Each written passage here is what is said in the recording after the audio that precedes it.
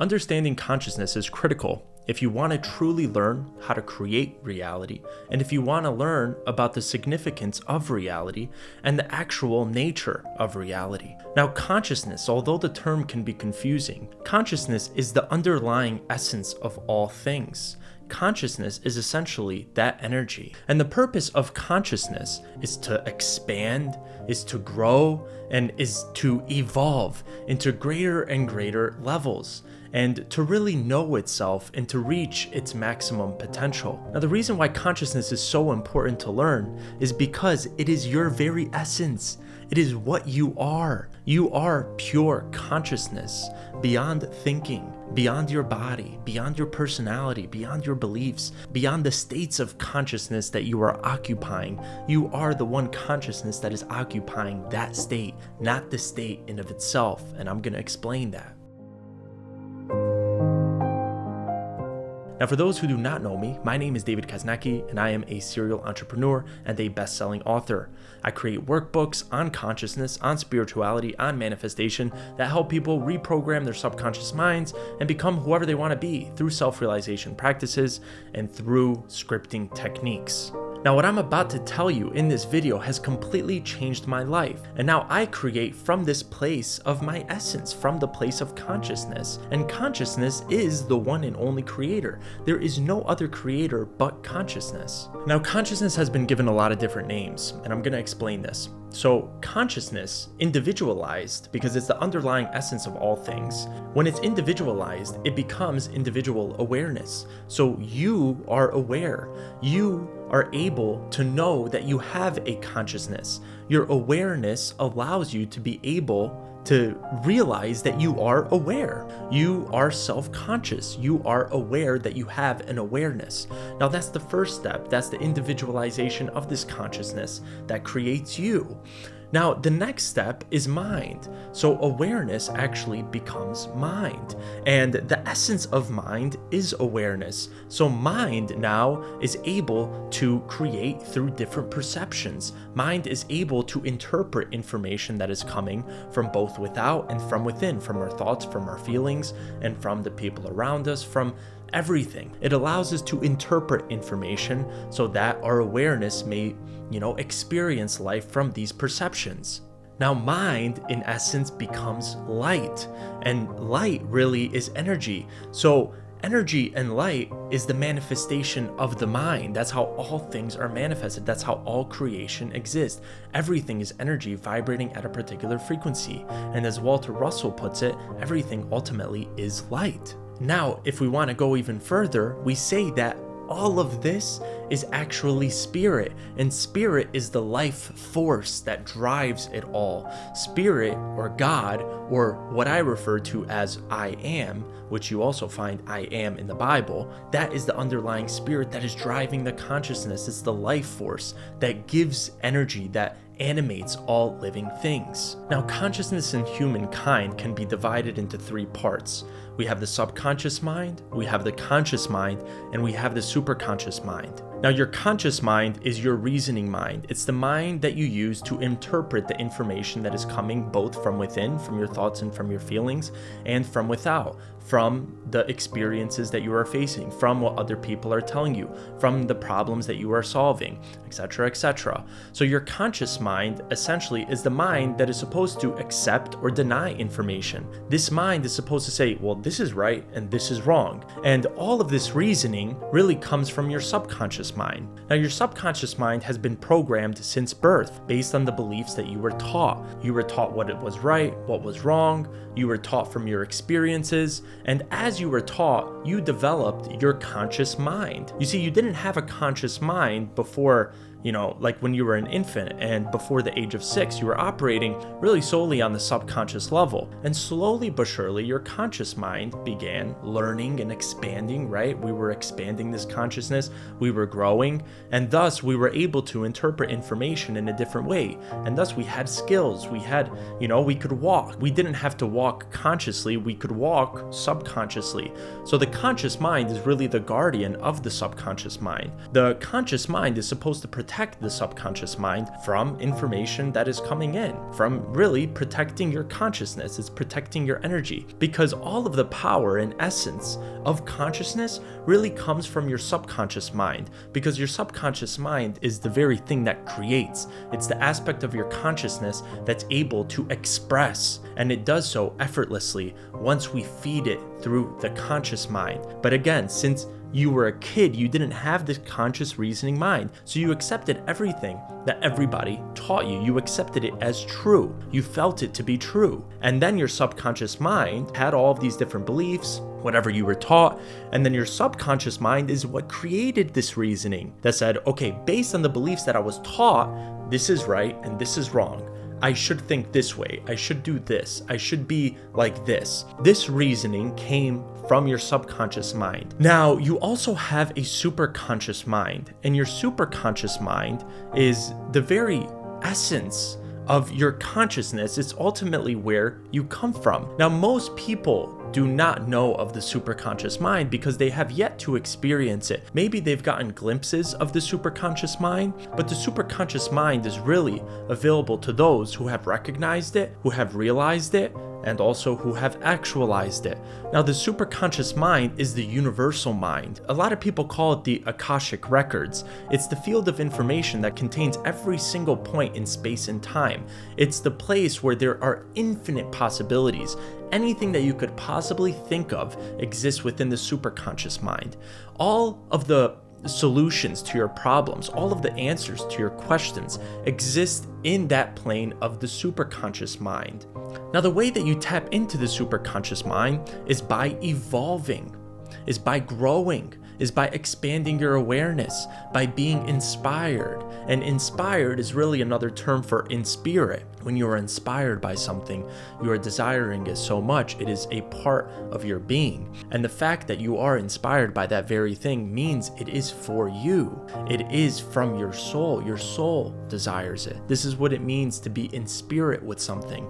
Now, many of us are not inspired, and this is why many of us know not of the superconscious mind. We may get glimpses of this, inspiration. We may be inspired just for a little bit, or we may get hunches, from our superconscious mind. Our superconscious mind could give us certain realizations, but the superconscious mind, again, is really available for those who are committed to evolving and maybe mastering a particular skill, who are committed toward a specific area of knowledge, who are committed toward evolving toward a particular aim. So if you're not growing somewhere, if you're not evolving, then you're most likely not familiar with the superconscious planes of mind. Now, Nikola Tesla, for example, he was familiar, he was tapped in with the superconscious mind. Albert Einstein, Beethoven, they all meditated, they all visualized, and they were all inspired, they were all fully aligned with their creations. So really, having an obsessive personality, having something that you commit to mastering, that is what makes you tap into the superconscious planes of mind. And there are really 3 levels of the superconscious plane, which I briefly explained. There is the recognition of it when you do get inspired. There is the realization of it, and that involves being committed to whatever you are desiring to commit to, whatever you are desiring to evolve into. And then there is the manifestation, which is the 3rd phase of the superconscious mind. But the manifestation is really committing to truth, committing to mastering of the self, and basically aligning their thoughts with that of perfection, aligning their emotions with the emotions that they are in truth, extending the extension of love that is consciousness, of peace, of joy, of power, and so forth. So when you were a child, you were operating mainly on the subconscious level, as I explained. However, when you were a child, your consciousness was unconditioned. When you were a child, you were able to believe anything you wanted to believe. Since you didn't have this conscious reasoning mind telling you this is right and this is wrong, since you accepted everything as true, and you didn't know, in essence, what was right and what was wrong, you just explored. You just wanted to grow. You just wanted to learn. You just wanted to create. You were so closely in tune with the essence of your being, with the essence of consciousness that you are, with the essence of spirit that used to operate from this place. And that's why you were so happy. That's why you were so loving, because you were growing and expanding your consciousness. That's the purpose of consciousness. And when we're not growing, when we're not expanding, when we're not learning, we're stagnant. then life becomes dull. Then we get depressed because our divine nature is to create reality. We are all creators, and we're creating during every single moment in time. So when you were a child, you were always learning your first steps. You were learning how to eat food. You were learning the ABCs. You were learning different colors, and you were always happy because everything was interesting. You were always learning something new. However, when we got older, we went into the schooling system. I didn't like the schooling system because I didn't want to learn half of the shit that they taught us in the schooling system. So I didn't do that well in school, but that's simply because my creativity wanted to be extended somewhere else. I wanted to learn something else, and school didn't really provide me with everything that I wanted to learn, and it didn't teach me in the way that was fascinating enough for me to learn. Now, everything is interesting from a different point of view. Everything can be interesting from a different perspective. However, what the schooling system usually does is it teaches you to do good out of fear. It teaches you to do good to go to college so you can get a good job. And if you don't do all of these things appropriately, well, you're going to end up being homeless. People are going to shame you. They're going to condemn you. All of these feelings of shame and guilt are really attached to doing good in life, and this puts us in the state of survival mode. So it completely blocks us from our creativity, and it blocks us from creating from our essence, from what we are. Now, when we get a job, when we graduate college, we're doing the same thing on repeat most of the time. We're not learning and expanding our awareness anymore, and nothing is really interesting anymore. We don't find life interesting because we're not constantly expanding our awareness and learning new things. The way that you truly become happy in life is to go with the flow of nature, which is constant growth, constant evolution, constant expansion. The entire universe is expanding because consciousness within the entire universe is expanding. You're expanding your consciousness. I'm expanding my consciousness. It's but infinite expansion of this one consciousness. And so with this realization, know that if you're not expanding your consciousness, you're going against the very nature of things. However, most people don't know that they're going against the nature of things because that's what we're taught life is all about. We're taught to get a job and to work and, to do whatever. But that's not the purpose of life. The purpose of life is to grow and evolve and creatively express your most authentic and divine expression, which can be found when you're inspired, when you're in spirit, when you tap into the superconscious planes of mind so that the superconscious may guide you toward realizing your vision, toward manifesting the reality that you want, toward becoming the one that you truly desire to be, to getting rid of all of these conditions that you were taught. Who to become, what to do with your life. You were taught all of these things. You never really had a say. You never were able to choose the reality that you wanted to create. You were never really able to choose to become whoever you desire to be. But now you can choose. And the way you choose is by unconditioning your consciousness. So it's unlearning whatever you were taught to learn, unbecoming whatever you were programmed to become. And this is how you reach the place where you're able to be interested in life again. You're able to create now. From this place of, I want to become this person. I have a particular aim. I'm inspired by something. And now you grow your consciousness again and you start becoming happier and happier and happier because you're growing, you're flowing with nature. And that's the very purpose of all things. Now, currently, you're operating in a state of consciousness, and the state of consciousness that you're operating in is based on your subconscious program and based on your conscious reasoning mind. Your state of consciousness is all that you believe to be true about yourself and your world, all that you truly accept as true, all that you feel to be true. And the way that you're able to reprogram your subconscious mind is by consciously feeling yourself as whoever you desire to be, consciously feeling yourself as already living the reality that you desire to live, consciously being inspired by things and being interested and having somewhat of a desire, because a desireless being is a lifeless being. Desire is our very nature. We do what we do because we want to do it. But when we have no desire, it means that we're staying stagnant. It means that we're not creatively expressing our nature. There is no doing with the being. There is just being. And the being is but the repetition of thoughts and feelings and choices that are being made again and again and again. And when we're in this feedback loop of the conscious mind agreeing with the subconscious subconscious mind doing the same things again and again and again, that's how we stop growing as a whole. So you have to know exactly what you want. And that's the first step to not only tapping into the superconscious planes of mind, but that's the first step to becoming happy again, to releasing your suffering, to finally becoming whoever you desire to be, to finally creating the life that you desire to create. You have to know exactly what you want. You have to be inspired by that thing, and you have to align your thoughts, feelings, and choices with that thing. Now, you are not the state of consciousness. Again, you are the very consciousness that is occupying this state. Thus, releasing your identification with this current state is necessary if you want to create a new state, if you want to create new beliefs, if you want to create a new version of yourself, if you want to create a new reality. And you do this by realizing you were never your state. You were the one consciousness that is able to observe your state, that is able to create your state. So there is the creation, which you have created, which also the world has created, which is your current state of consciousness, which is your current belief system. That's the creation.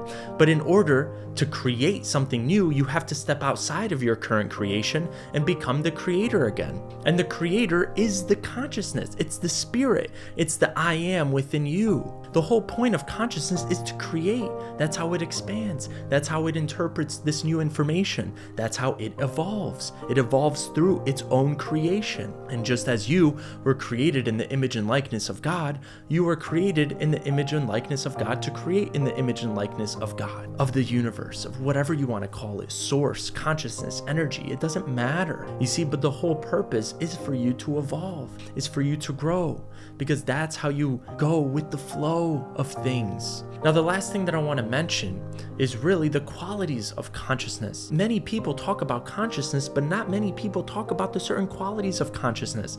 Now, one quality is supremacy. It's the supreme creator. It's the superior creator. It's the essence of how creation exists. It's the creator that creates all things. And that quality is you. Also, when you were a child, you used to create anything. There was no such thing as the outer world being separate from the inner world. Your imagination was the world, and you used to create from that place of imagination. But you forgot because your consciousness got conditioned. You forgot that you're able to use your imagination to create reality. You forgot that imagination is reality. You forgot that all things in this outer world were manifested from first the imagination. So returning back to your imagination and realizing that you are the supreme creator is how you embody the consciousness that you truly are, the spirit, the I am that is you. Another thing is pure love, which also got conditioned.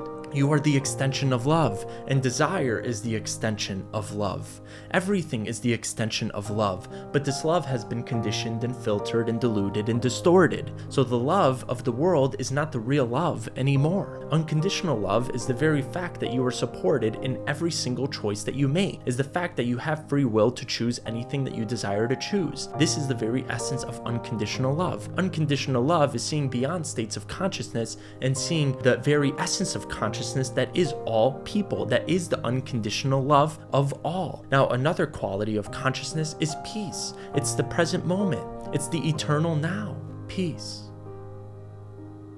Right now. Breath. Peace. It's just infinite now, eternal now.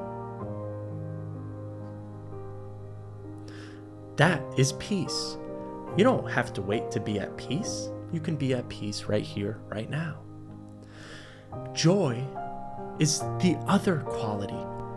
Happiness, joy. You're alive.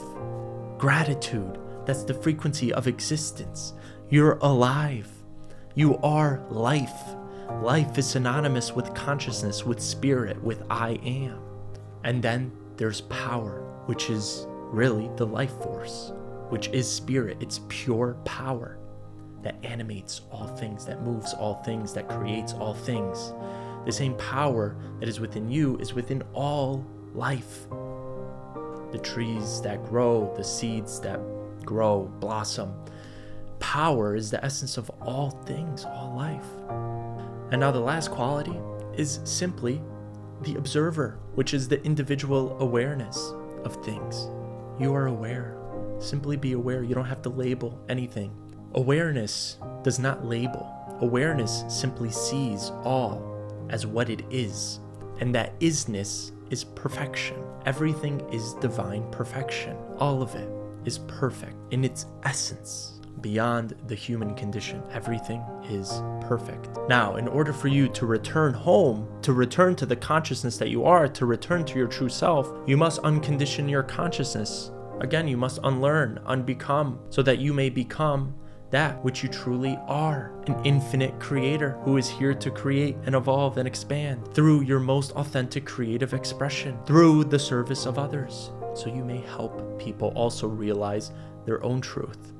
This is consciousness. This is the nature of reality, beyond conditions, beyond whatever we were taught. It's connecting back to unconditional love, peace, joy, happiness, and powerness in this present moment. Connecting to that right here and right now. And as we connect to that, we find our truth. We connect to the superconscious mind. We're able to now create from that place, again, as we did when we were children. Now, this is your truth, and I promise you that this will set you free, because creating from this place, there's nothing but joy and love and service. And so realizing this truth is going to unlock the creator that you are. And as you gradually reach higher and higher conceptions of this truth, you learn, you recognize, know that it's coming from the superconscious. So make sure that you express gratitude and welcome it. Welcome the superconscious. Thank you with gratitude and tap into it.